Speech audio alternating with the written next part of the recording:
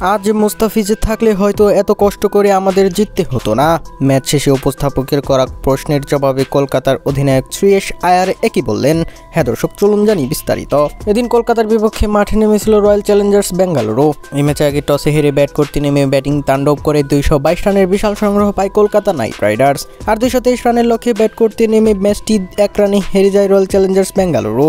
এই ম্যাচটি Mitchell Starc প্রায় হারিয়ে দিয়েছিলেন কলকাতাকে, কেননা শেষ ওভারে 21 রান লাগলে তিনি একাই দেন 19 রান। যদিও ভাগ্যক্রমে জিতে গিয়েছিল কলকাতা, তবে এমন ম্যাচ হারতে হারতে জেতার কারণে হিসেবে মিচেল স্টার্ককেই দায়ী করেছেন শ্রেয়স আয়ার। কলকাতার অধিনায়ক ম্যাচ জিতে উপস্থাপকের করা কঠিন প্রশ্নের জবাবে বলেন, শেষ ওভারে মিচেল স্টার্ককে বল দিলাম যাতে কম রান খাই, কিন্তু শেষ ওভারে ওকে বেধরম পেটালো একজন বোলার।